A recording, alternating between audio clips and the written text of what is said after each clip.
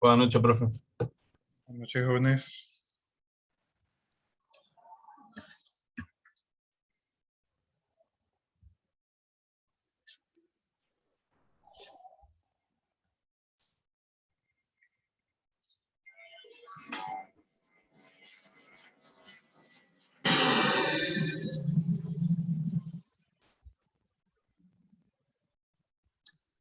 Buenas noches, profe.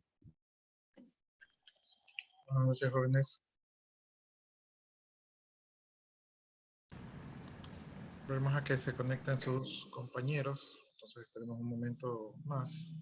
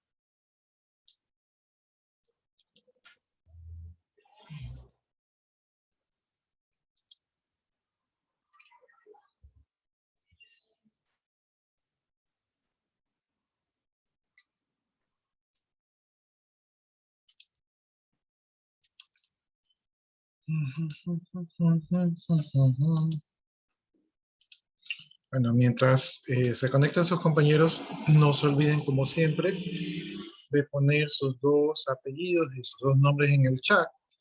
Y también les recuerdo que deben de marcar su asistencia virtual en el aula virtual. Entonces allí deben de marcar la asistencia porque en este segundo parcial yo ya no les voy a cruzar la asistencia sincrónica con la asistencia del aula virtual. Entonces ese es su responsabilidad y yo esperaría que en este parcial sí cumplan la responsabilidad, ¿no? Le digo por algunos compañeros suyos que no marcan la asistencia y que yo he tenido que estarles marcando. Entonces, no es correcto de que todos marquen y uno que otro no marque, ¿no?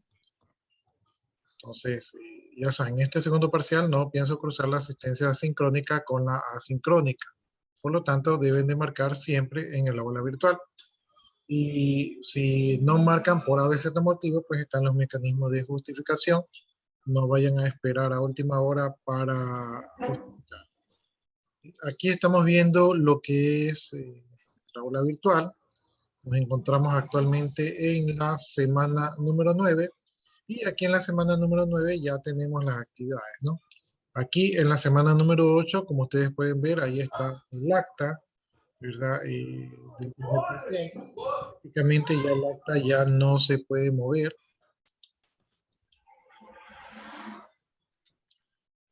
Creo que las autoridades habían dicho de que iban a permitir rectificación de notas hasta máximo el día de hoy, ¿no? Pero en este caso creo que yo no tengo ninguna novedad, ya todas las novedades están corregidas, ¿verdad? Ya,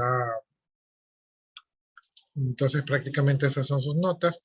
Yo espero que hayan revisado el acta,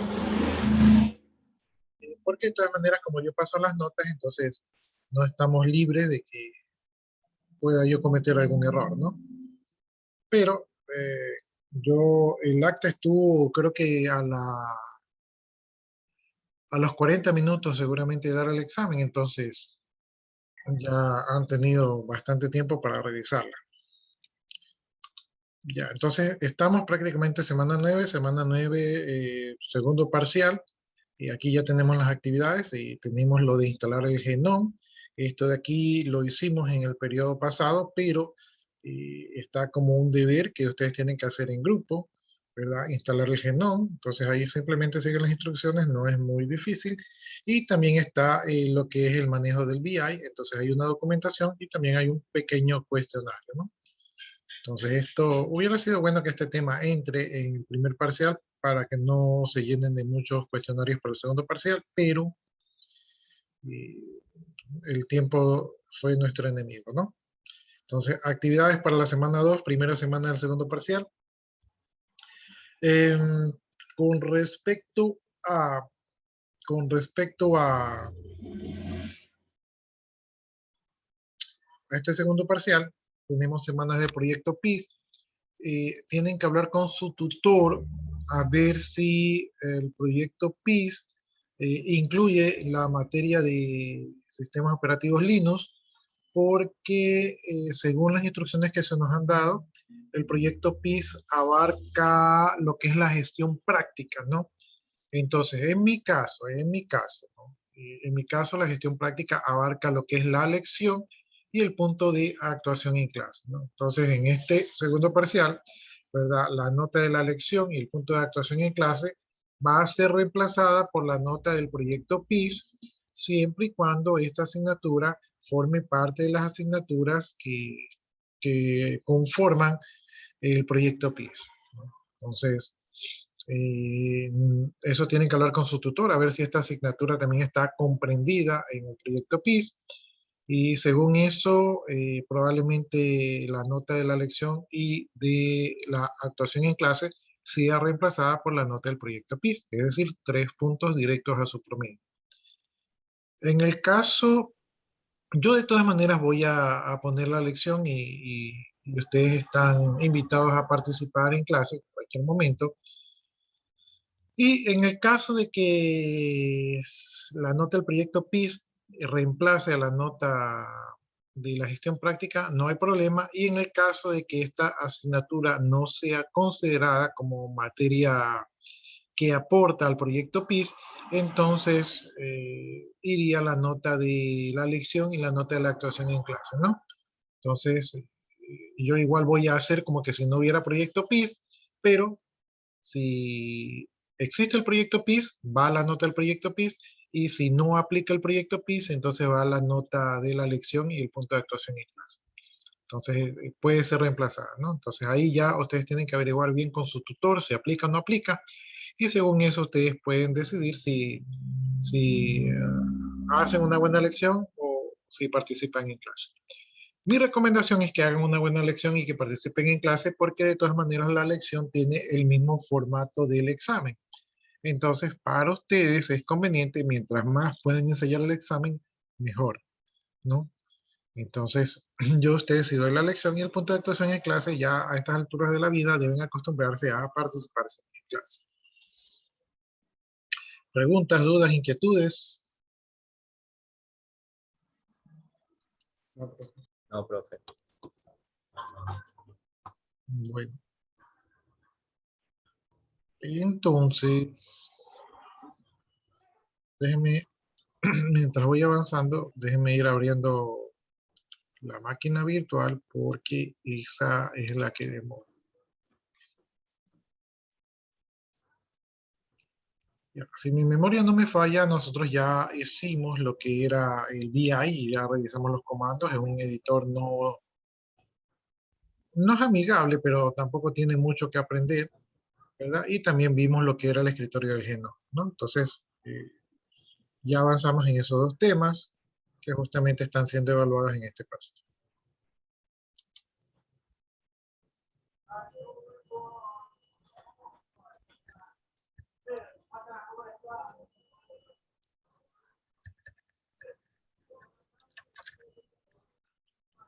Máquina virtual nocturna.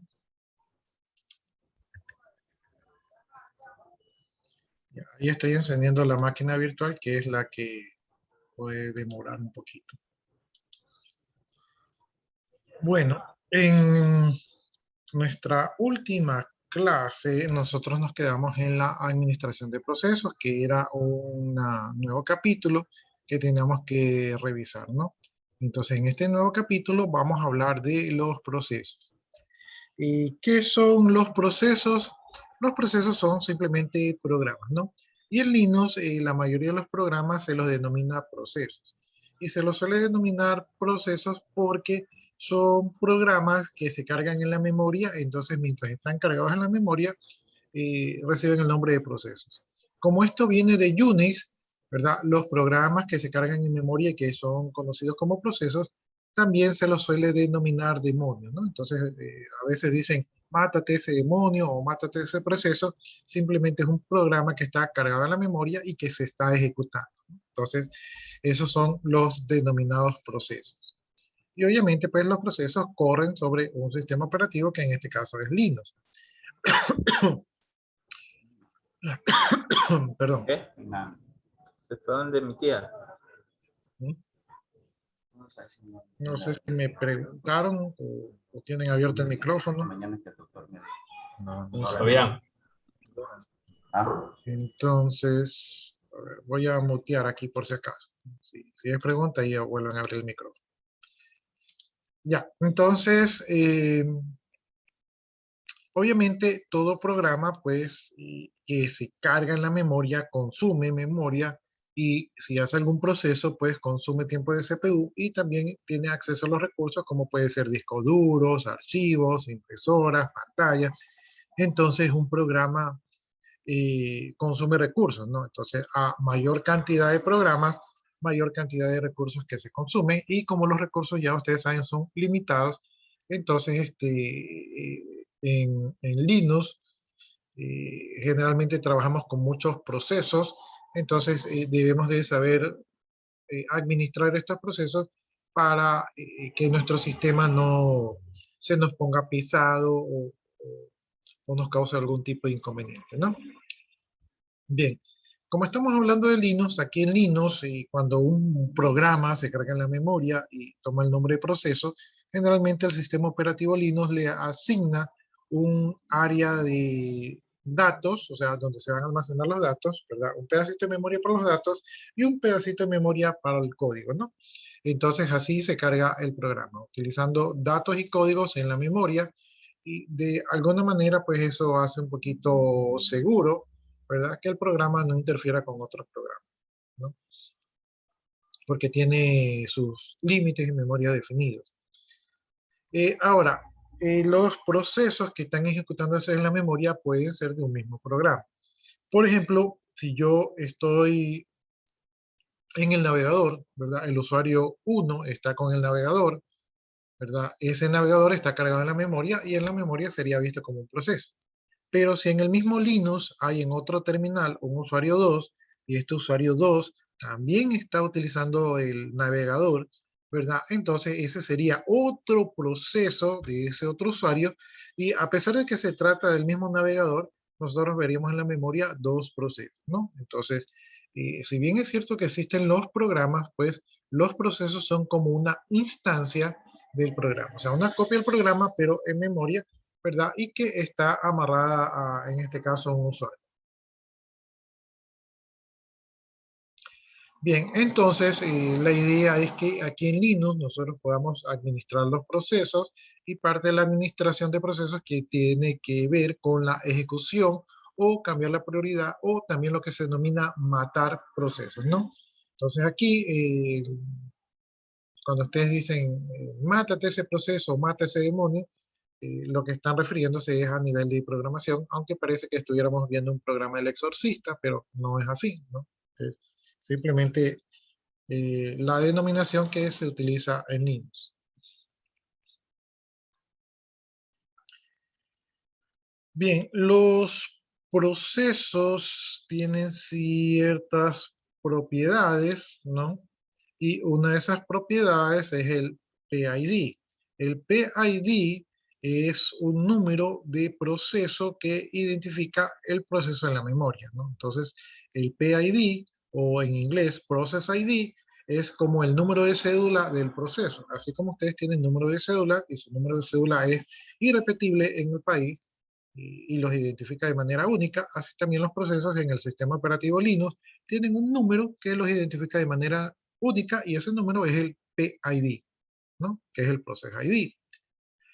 Los procesos también tienen un, a veces tienen un padre, es decir, un proceso primero que ejecutó el segundo proceso, o sea, un programa, ¿verdad? Que ejecutó otro programa.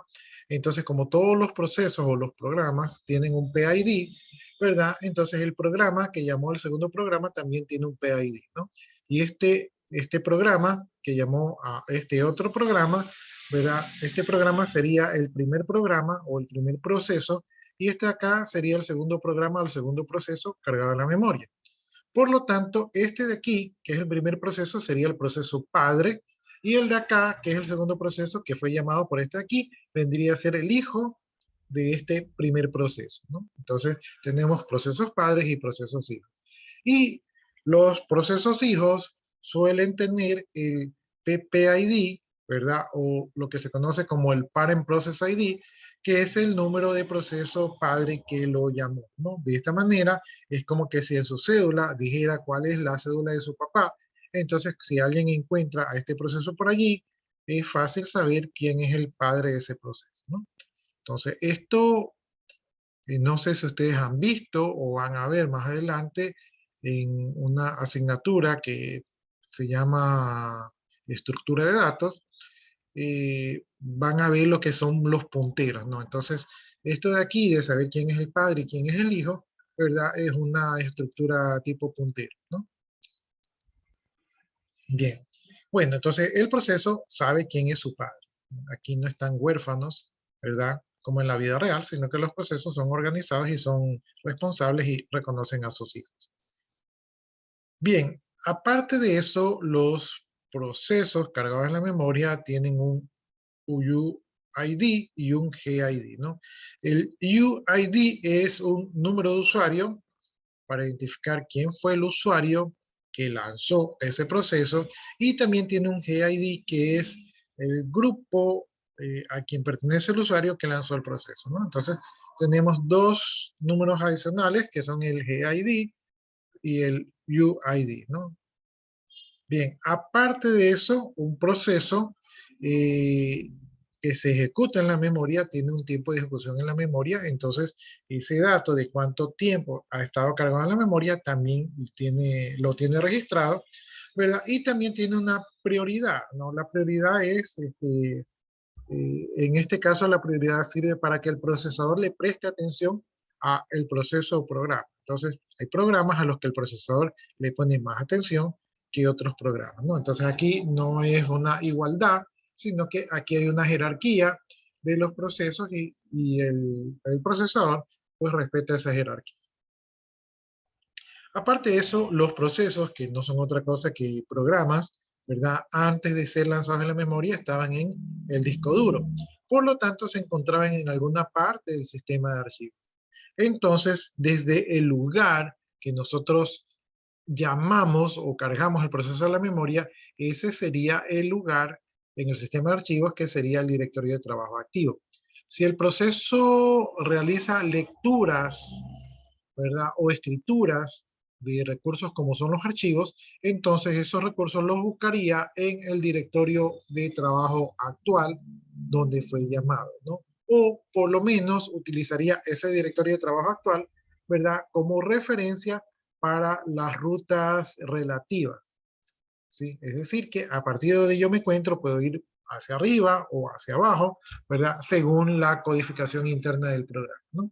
Entonces, desde dónde se lanza el programa también es importante porque en ese directorio generalmente por defecto va a buscar los recursos o va a generar las salidas que realice el proceso, ¿no?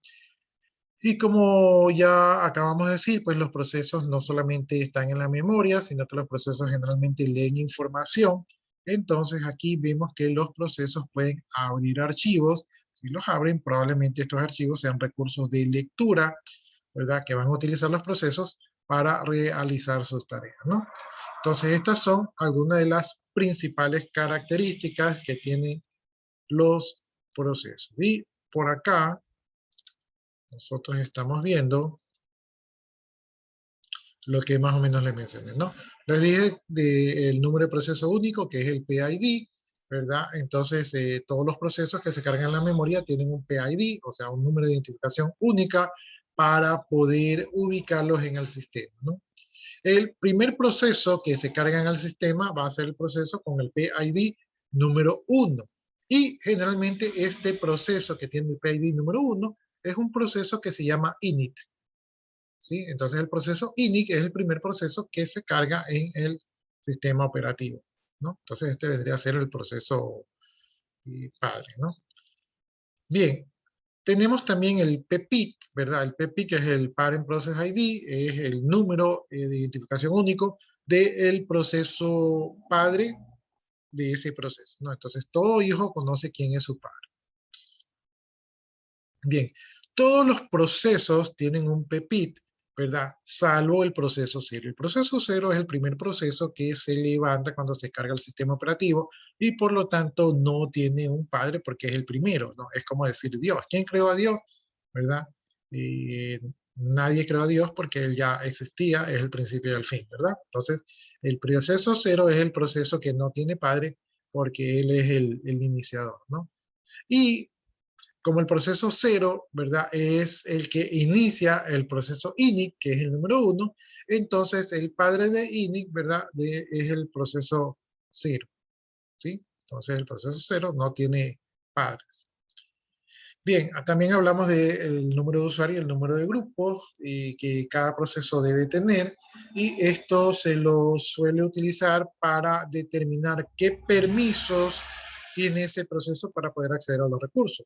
Más adelante vamos a ver que nosotros podemos asignar permisos, ¿verdad? A archivos o directorios, y estos permisos los damos por usuario o por grupo, ¿no? Entonces, cuando un proceso trata de leer archivos o recursos, ¿verdad? Esos recursos tienen una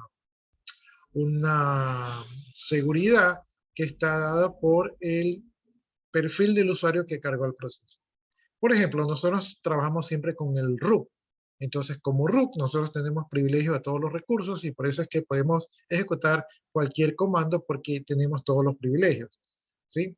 Pero si yo creo un usuario regular y con este usuario tratamos de ejecutar algún comando administrativo, probablemente ese comando administrativo no va a poder acceder a los recursos porque no tiene permisos ese usuario, ¿no? Entonces, los programas de alguna manera heredan los permisos de los usuarios que lanzaron dichos programas. Es decir, un mismo programa con un usuario con permisos de administrador puede ejecutar tranquilamente todo, y un usuario regular que no tiene privilegios de administrador, probablemente el mismo programa no ejecute correctamente, ¿no? Entonces, para eso servirían los usuarios y los números de usuario.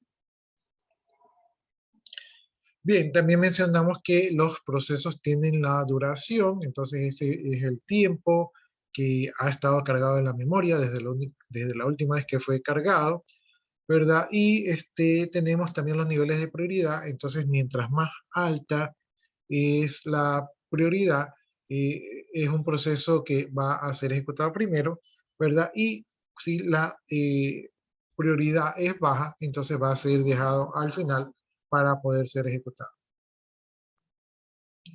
Bien, una manera de balancear la carga de procesos que tiene el sistema operativo Linux es que cuando un proceso está con un nivel alto de prioridad y se ejecuta, entonces la prioridad se baja, ¿verdad?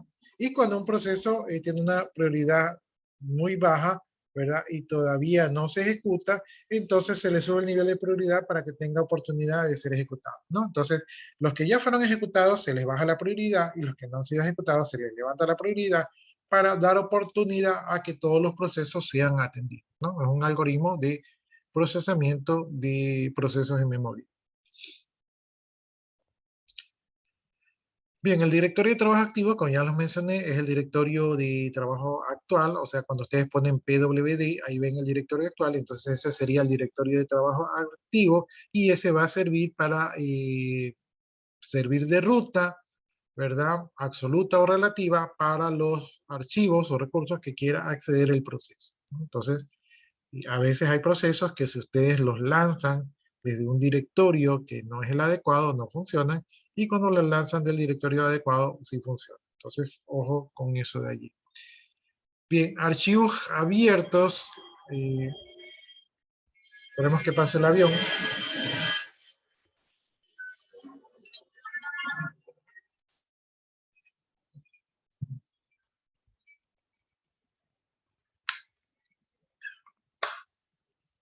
Ya, los archivos abiertos, cuando un proceso lee un archivo, generalmente puede hacer operaciones de lectura, pero hay casos que hace operaciones de escritura, ¿verdad? Entonces, cuando un proceso está escribiendo sobre un archivo, generalmente en cualquier sistema operativo existe una cosa que se llama eh, bloqueo de archivos, ¿no? Entonces, si yo voy a escribir en un archivo y otro usuario quiere escribir en el mismo archivo, ¿verdad? No pueden los dos escribir al mismo tiempo porque ocurriría un desastre, ¿no? Entonces, el sistema operativo tiene que decidir quién escribe primero. Y mientras un usuario está escribiendo, bloquea a los demás usuarios para que solamente un usuario tenga acceso al recurso, ¿no? Entonces, cuando este usuario termina, ¿verdad? Desconecta a este usuario y permite al otro usuario que estaba en cola para que trabaje con el recurso. Por eso es que nosotros a veces, cuando estamos trabajando con sistemas, ocurren los benditos bloqueos de archivos y allí es cuando de repente los usuarios están esperando y dicen, ¿quién tiene abierto el archivo que no lo cierra, que se está demorando? ¿No? Ahí también tiene que ver con un poco de mal diseño en cuanto al desarrollo de sistemas, pero en general no podemos acceder a un archivo que está bloqueado cuando está en proceso de escritura. Cuando está en proceso de lectura, allí sí se puede compartir el archivo, porque como nadie lo va a cambiar, ¿verdad? Es como que a todos se les envía la misma copia, ¿no? Entonces, los archivos pues tienen estados, ¿verdad? Entonces ahí están los estados 0, 1 y 2, que es para saber si están bloqueados o desbloqueados.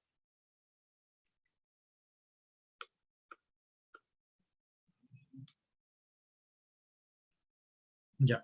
Estos son las propiedades principales que podemos encontrar cuando estamos trabajando con procesos, pero también tenemos otras propiedades que nos dan más información, como por ejemplo el tamaño de la memoria asignada, ¿verdad? La fecha de inicio del proceso, el terminal donde fue lanzado el proceso, el estado del proceso, el UID efectivo y real, así como el GID efectivo y real, ¿no? Entonces son más datos que podemos obtener de los procesos.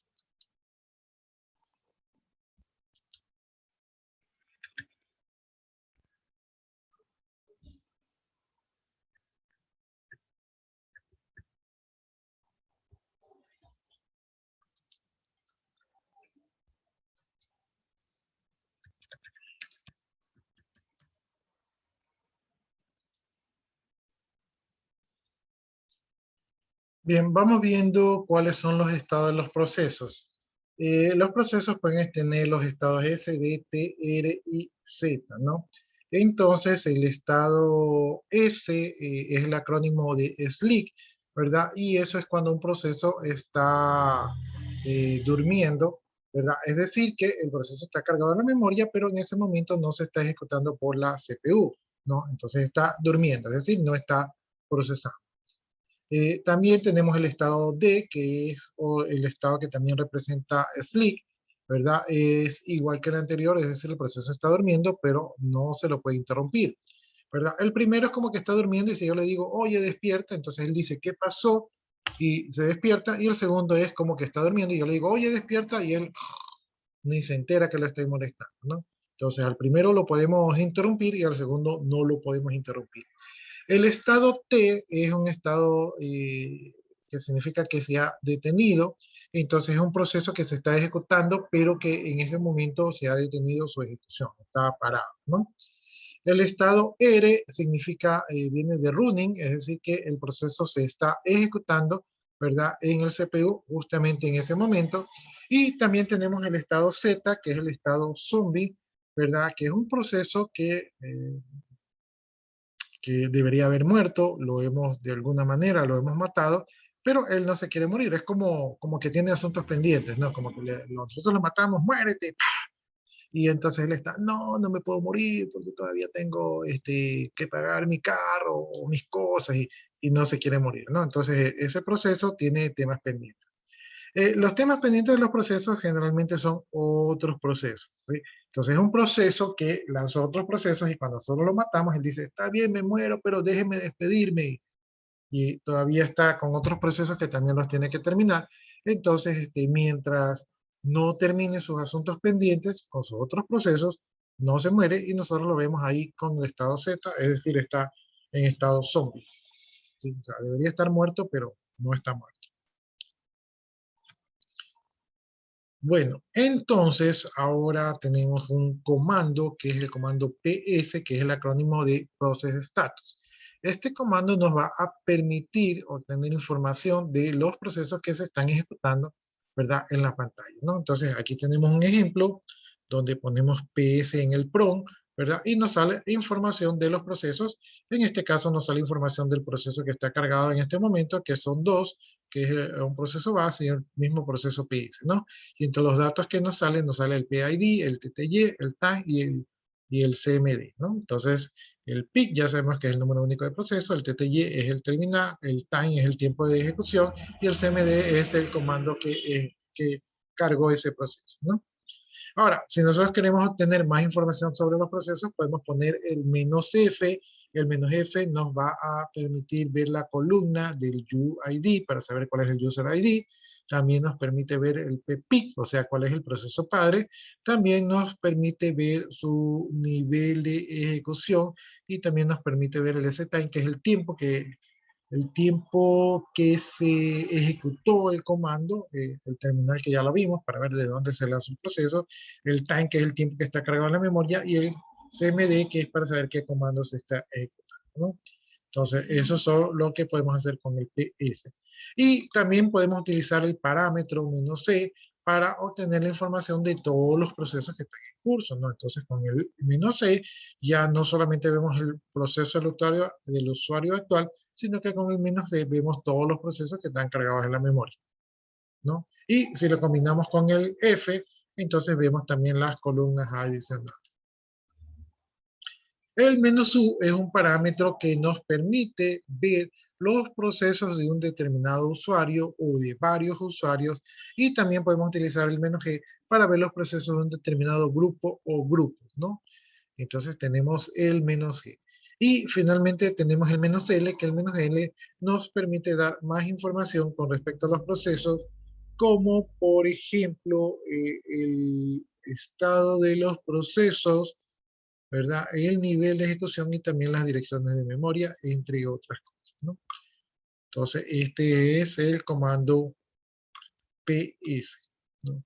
Entonces aquí vemos las definiciones de las columnas, ya el UID o User ID ya lo vimos, el PIC, ¿verdad? El Process ID ya lo sabemos, el Parent Process ID también ya lo vimos, ¿verdad? El C es el factor de prioridad que tiene el proceso, ¿no?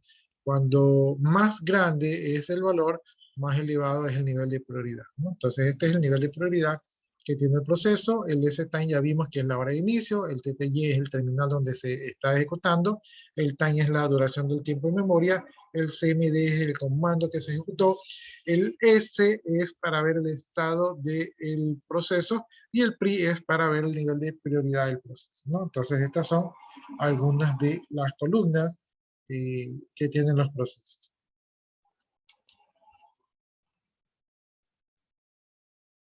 ¿Preguntas, jóvenes?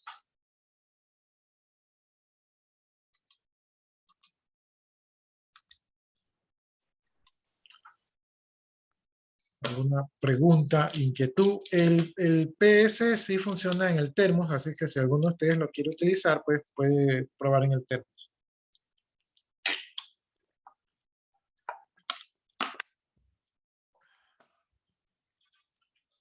Bueno, entonces, aquí estamos en nuestra máquina virtual, vamos a irnos al directorio raíz, ¿verdad? Y desde aquí vamos a poner PS, ¿no? Entonces, prendemos el PS del Process Status y ahí vemos que nos está cargando los procesos del usuario actual, que en este caso, los procesos de esta consola, que en este caso son, nos muestra el PID, nos muestra el terminal, que es el TTY número 1, el tiempo que tienen en memoria, y los programas que tenemos cargados, que es el BAS, que es esta interfase del terminal que tenemos allí, y el PS, que es el último comando que ejecuté, ¿verdad? Entonces, ahí estamos viendo, ¿no? Entonces, si ponemos PS -F, déjame buscar el guión, entonces ahí vemos que nos ofrece más columnas. En este caso tenemos el UID, ahí podemos ver que son procesos del root, podemos ver el PPIC,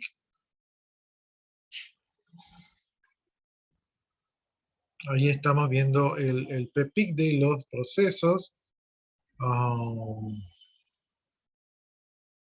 No sé si notan, por ejemplo aquí, que este proceso aquí, que es el PS-F, ¿verdad? El padre de este proceso es el proceso 1652 y nuestra consola es el proceso 1652, ¿no? O sea que este bus que tenemos aquí es el padre de este PS-F que tenemos acá. Entonces, no sé si lo ven, ¿no?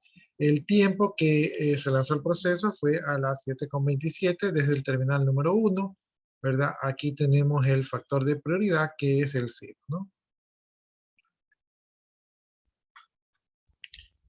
Bien. ¿Qué más era? Menos G. El menos C. Ya, entonces vamos a probar el PS menos E. Menos E. Ahí vemos, ahí nos está mostrando la información de todos los procesos que están cargados. Como vemos son algunos, ¿verdad? Y si hacemos la combinación del menos G menos F, ¿verdad? Vemos la misma información de todos los procesos, ¿no? Y nos damos cuenta que son todos los procesos porque aquí tenemos procesos que tienen usuarios, por ejemplo, el postfis, ¿verdad? Son otros usuarios que han lanzado este proceso. Ahora, estos no son usuarios, sino que son usuarios ficticios que utilizan ciertos procesos para lanzar otros procesos, ¿sí? Entonces ahí están las rutas de los procesos y el tiempo que tienen cargados en la memoria, ¿verdad? Y algunos datos adicionales, ¿no? También habíamos visto el menos U, ¿verdad? Entonces déjenme borrar aquí la pantalla. Voy a hacer un PS menos U. El menos U me permite listar los procesos de un usuario. Como yo no tengo muchos usuarios, o mejor dicho, solo tengo un usuario, solamente puedo hacer el PS del root, ¿no? Entonces ahí va a mostrar todos los procesos del root. Como el root es el usuario administrador y es el superusuario, todos los procesos fueron creados o generados a partir del root, y por eso prácticamente me muestra, ¿verdad?, todos los procesos que están cargados en la memoria, porque la mayoría de los procesos, por no decir todos los procesos, fueron lanzados desde el root y por eso están amarrados con el ID del root, ¿no? Vamos a probar este PS-L. Ya, entonces con PS-L, ahí estamos viendo que tenemos más información con respecto a los procesos, ¿no? Entonces, por acá tenemos el status, este de aquí está dormido, y este proceso número 2 está corriendo, ¿no? El UID es el 0, que es el ID del root, ¿verdad? El nivel de prioridad es 0, aquí tenemos también el nivel de ejecución, ¿verdad? Que es 80, el nivel, acá por acá también es 0, y acá tenemos los datos de memoria, terminal, el tiempo cargado de memoria y el proceso que fue lanzado, ¿no? Entonces, con el menos L tenemos acceso a mayor cantidad de columnas.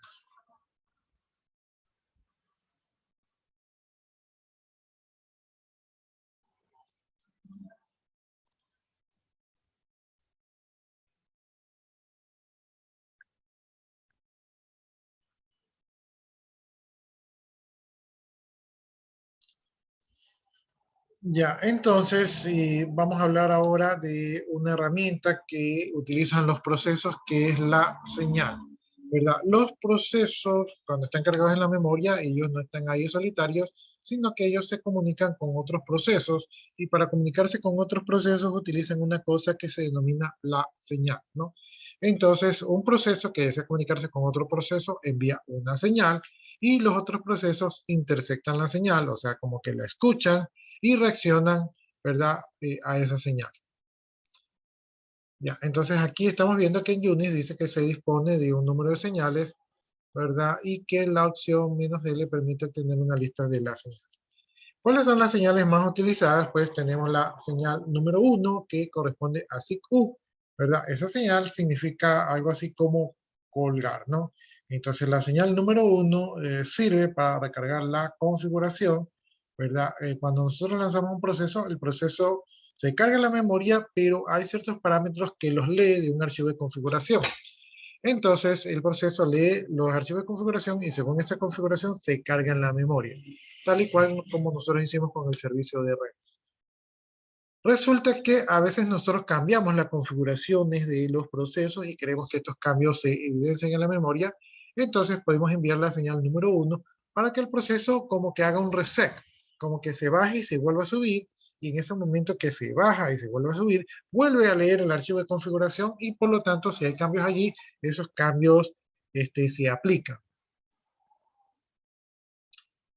Bien, tenemos la señal número 2. La señal número 2 corresponde a una señal de interrupción del proceso, ¿no? Y puede funcionar con la combinación de teclas control C o control suprimir, ¿no? Entonces ahí está la señal número 2. Tenemos la señal número 9. La señal número 9 es una señal de terminación, pero inmediata. Entonces, eso es algo así como cuando yo le digo a un proceso, termina, el proceso, bueno, ya voy a terminar, espérame un ratito a despedirme de todos. ¿Sí? Esa sería una manera de terminar. Pero cuando utilizamos la señal -9, le decimos al proceso, termina en este momento y deja todo como está. Entonces el proceso se queda así, y deja todo como está y se va de este mundo, ¿no? Entonces es una terminación abrupta. Bien, tenemos el mensaje número 10, dice que el mensaje número 10 es para ser utilizada en diferentes procesos del BAS, es una forma, dice, de matar el BAS, ya que este no obedece a la señal de terminación, ¿no? Entonces, si nosotros hacemos control C al BAS o control suprimir al BAS, el BAS no se termina, entonces tendríamos que matarlo con señal número 10.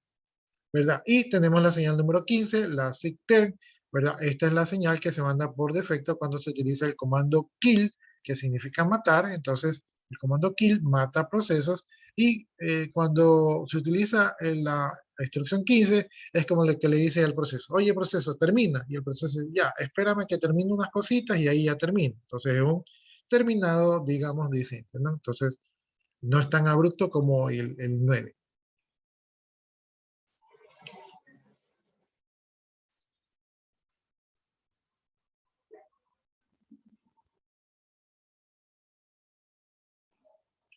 Ya, miren, me estaba perdiendo de algo. Hay un comando que es el comando toc, que hace algo similar al comando ps, ¿no? Aquí tengo ps y ahí vemos los procesos. Y si yo pongo top, ¿verdad? Se me carga una especie de menú, de interfase, donde yo puedo ver los procesos que se están ejecutando en la memoria. Entonces, aquí salen todos los procesos como si se tratase de un ps-c. Entonces, aquí están todos los procesos. Aquí yo con las flechitas puedo moverme entre los procesos y obtengo algunos datos interesantes, ¿no? Y este menú o esta aplicación carga los procesos en el orden de utilización del CPU, ¿no? Entonces, los procesos que están en ejecución son los que aparecen en el top, ¿verdad? De la barra. Entonces, ahí estamos viendo todos los procesos.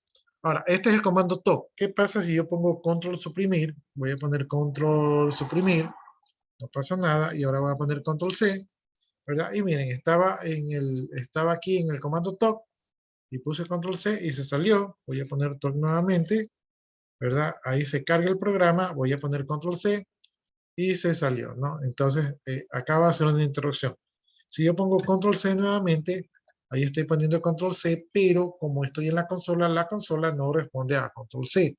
Entonces a la consola tendría que mandarle un mensaje de terminación, un mensaje número 10, como dice el texto. Bien, entonces el TOC nos permite ver todos los procesos que se están ejecutando en la memoria. Si yo utilizo, voy a hacer un clear, ¿verdad? Voy a poner el comando TOC y voy a poner el "-u", que es un parámetro. Ahí pongo "-u" y voy a poner el root, entonces aquí voy a poder ver todos los procesos del root. En este caso, carga los mismos procesos porque ya les recuerdo que el root es administrador y él es prácticamente con el usuario del root se han instalado todos los procesos y por lo tanto todos pertenecen al root. ¿Sí? Entonces, para hacer toc-u del root no tiene mucho sentido hacerlo en este momento. Bien, si yo quiero salir del comando toc, presiono la tecla Q, ¿verdad? La tecla Q significa quick, ¿verdad? Y ahí puede salir.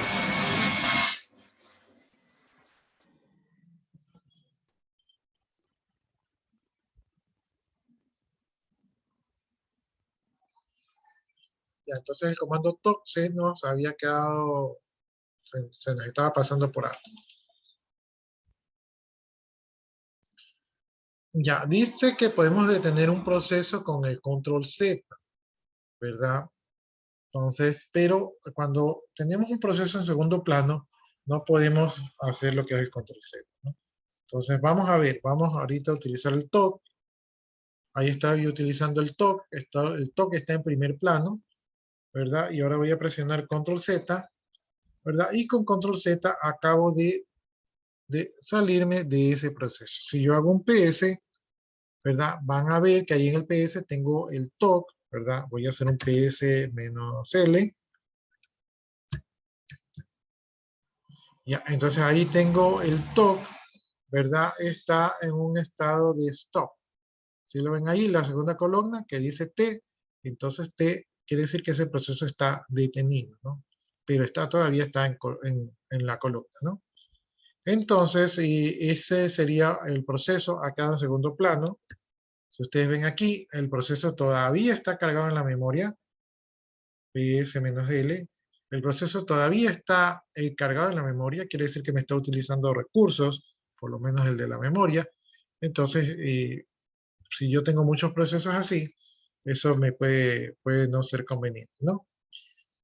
Entonces, cuando yo quiero matar un proceso que no lo tengo en el primer plano, sino que como en este caso lo tengo en el segundo plano, puedo utilizar el comando kill. El comando kill significa matar, ¿no? ¿Cuál es el formato del comando kill? El comando kill, ¿verdad? Se escribe el comando kill, se pone un parámetro de la señal, se pone el PID del proceso con el cual yo quiero atacar, ¿verdad? O aplicar, puedo poner varios PID, ¿verdad? Y aquí tenemos el ejemplo, ¿no? Kill menos 15 del proceso 11.575 y 12.326, ¿no? Y entonces kill dice que requiere al menos un parámetro que es el número del proceso que deseamos matar. Ya vamos viendo eso allí. Allí hagamos un PS-L. Ahí vemos que yo tengo el proceso TOC. Todavía yo lo tengo allí. Y está en la memoria, entonces voy a utilizar el comando kill. Pero pongo el comando kill y por lo menos tengo que poner un parámetro que es el número del proceso. El PID del proceso TOC es el 1865, ¿no? Entonces hago un kill de ese proceso, ¿verdad? Vamos a hacer un PS-L y veo que todavía está terminándose, o sea, ya No le le dijimos, falta el guión, perdón, no le faltó el guión al lado del PID. no, no, el PID va sin guión, ya, pero lo que sí me faltó, ¿verdad? Fue el parámetro. Entonces, cuando yo uso kill, sin ningún parámetro, quiero que utilice la señal menos 15. Entonces, vamos a probarlo así. Kill menos 15, ¿verdad? Como dice allí, pero yo creo que todavía va a seguir cargado, ¿no? Entonces, hacemos un kill menos 15, volvemos a listar el proceso, a ver cómo quedó, y lo vemos que sigue en la memoria, ¿no? Entonces, este es más o menos como la película Duro de Matar, ¿verdad? O sea, lo queremos matar, pero no se muere. Bueno, entonces nuestra arma más poderosa de todos los administradores, ¿verdad? Es el kill menos 9, ¿verdad? Recuerden ustedes que el menos 9 no perdona nada, ¿no? Entonces le vamos a hacer un kill menos 9, ¿verdad? Y ahora vamos nuevamente a listar los procesos y vemos que ya no está en la memoria. Entonces, y con el kill menos 9 lo matamos definitivamente al proceso. ¿Sí? Entonces, Ahí probamos el comando kill para matar procesos que están en el segundo plano y que no podemos acceder a ellos.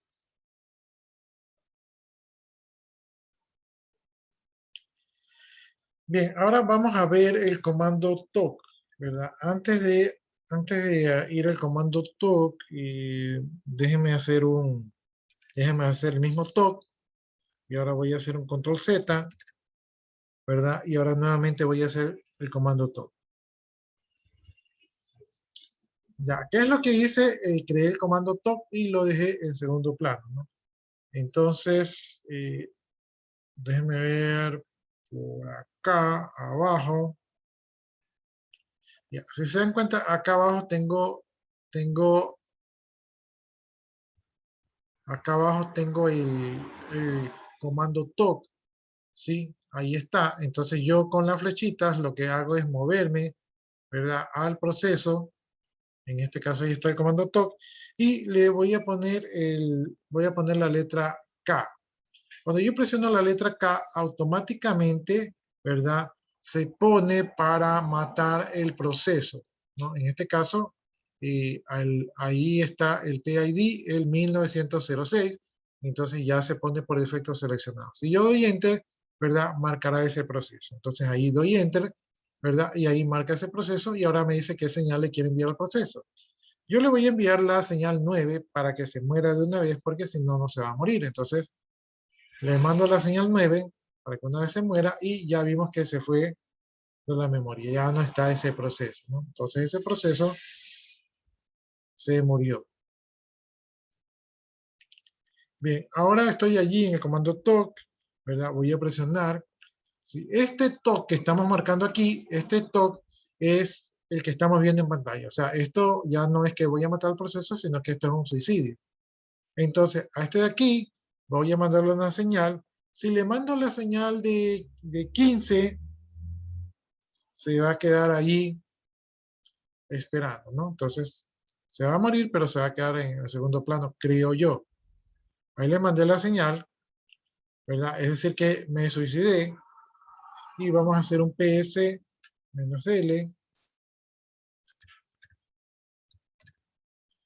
Vamos a hacer un PS-L para ver si el proceso quedó allí en la memoria. Ya, no quedó, no quedó en la memoria. ¿Sí? Se murió el proceso, ¿no? Entonces, sí se murió. ¿Ya? Ya, entonces con el comando toc y con la letra K yo puedo matar los procesos de una manera más elegante. O sea, si no sé mucho, si no me acuerdo los parámetros para utilizar el kill, ¿verdad? Puedo utilizar el comando toc para matar los procesos.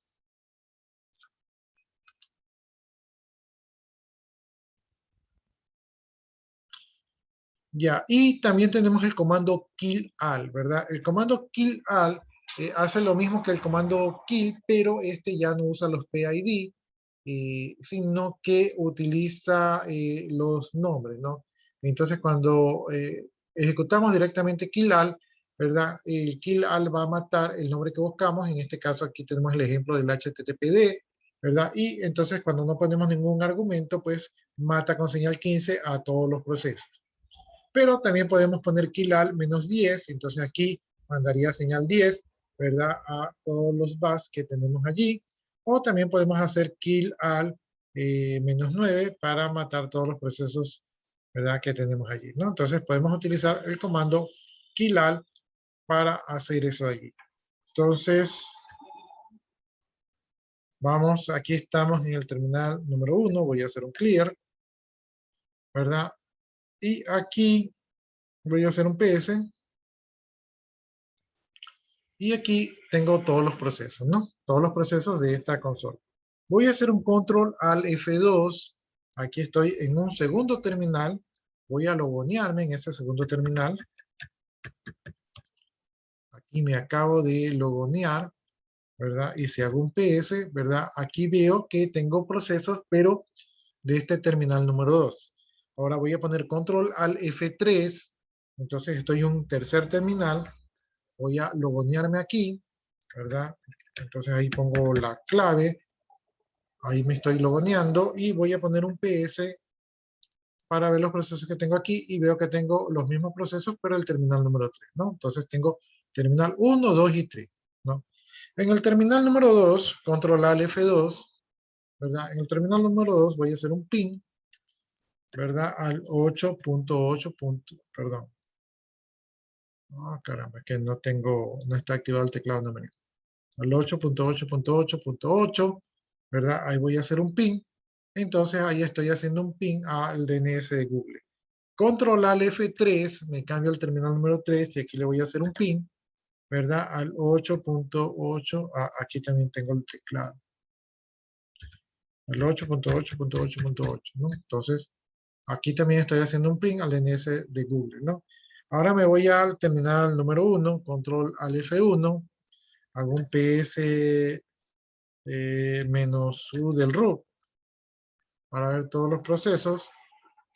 Ahí están todos los procesos. Y si ustedes se dan cuenta, tengo aquí al final, tengo corriendo, ¿verdad?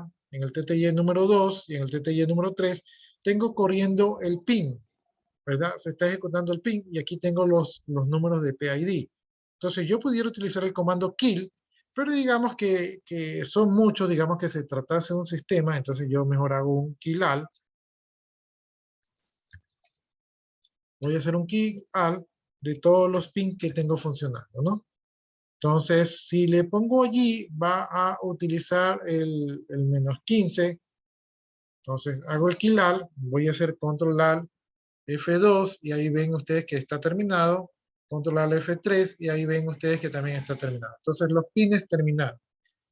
Voy a lanzar nuevamente el pin. Control alt F2 para el terminal 2, también lanzar el pin, ¿verdad? Control alt F1 y ahora voy a hacer un pilar del king, pero voy a poner un menos 10, ¿sí? Una señal de usuario. Entonces, hago el kill al menos 10, control alt F2, ¿verdad? Miren, señal definida por el usuario, ¿verdad? Ya cambió el mensaje, control alt F3, señal definida por el usuario. Entonces, voy a volver a lanzar el ping, ¿verdad? En el terminal 3, aquí en el terminal 2, voy a volver a lanzar el ping, me voy al terminal 1, y ahora voy a poner kill al menos 9.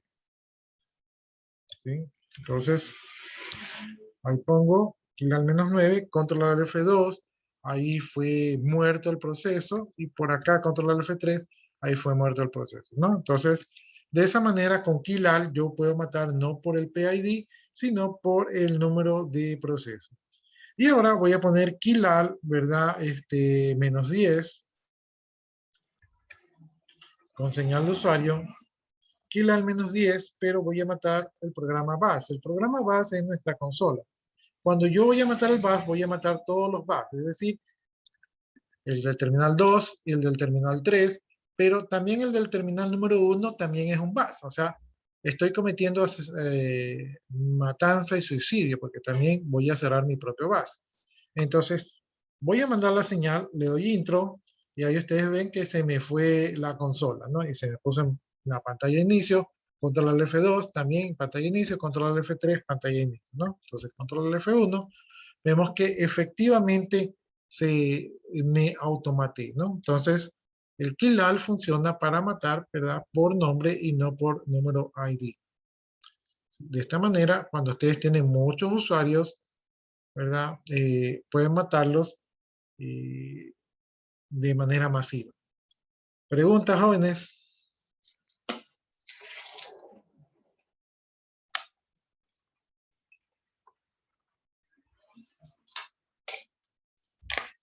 Estos comandos también pueden funcionar en el Termos, pero como ustedes en el Termos no tienen permiso de administrador, muy probablemente no les deje matar ningún proceso.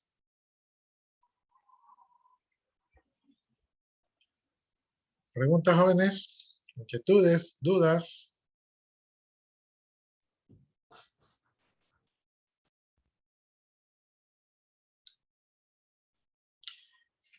Bueno, jóvenes, entonces hoy aprendimos los comandos, el PS, ¿verdad? El kill y el kill all y el toc. Entonces aprendimos para nuestro abanico de comandos, tenemos más comandos adicionales que podemos utilizar en el sistema operativo Linux.